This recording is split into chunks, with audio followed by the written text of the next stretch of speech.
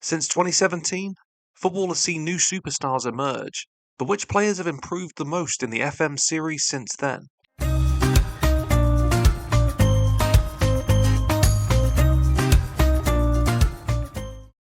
7 years ago, Erling Haaland was just emerging with Molde in Norway.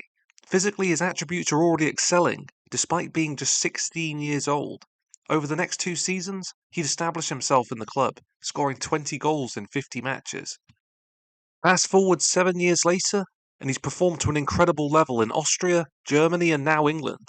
With the business end of the season approaching, any success Man City has will surely be dependent on his goal-scoring form.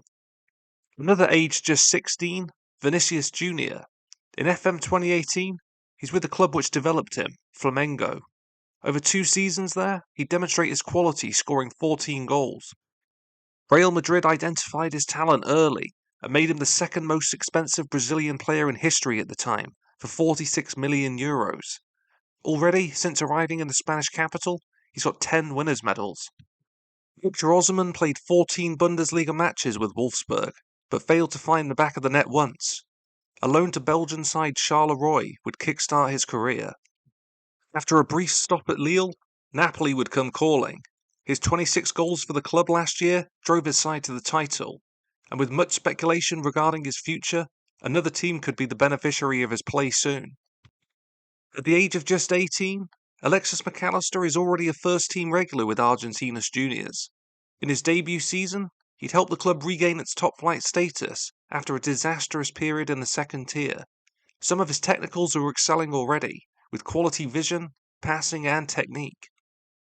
Impressive work by Brighton Scouting Network to identify his abilities at an early age, and even better work by the club to make a huge profit on the 2022 World Cup winner last summer. Our second Real Madrid man, Rodrygo.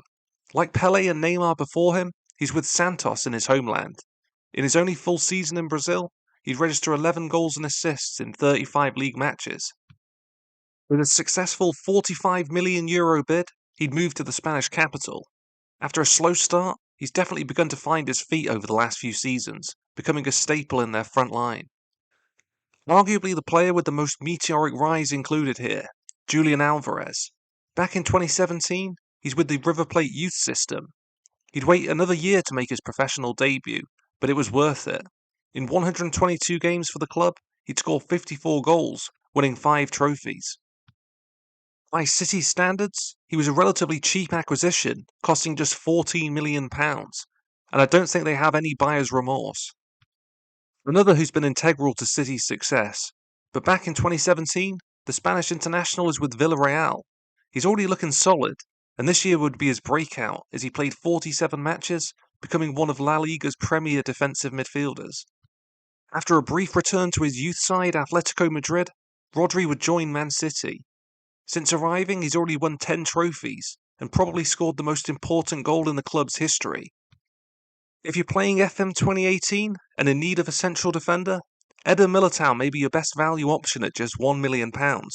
He played 2 seasons with Sao Paulo before Porto brought him to Europe. After just 1 season, Real Madrid had seen enough and launched their own transfer raid.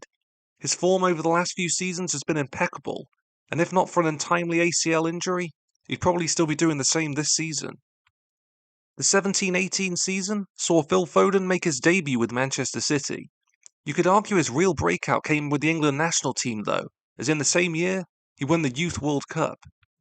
In the 7 years since then, he's already scored 43 Premier League goals, winning the trophy 5 times.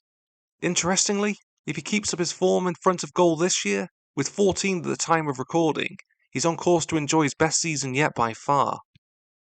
Already these guys have established themselves as some of the world's best players.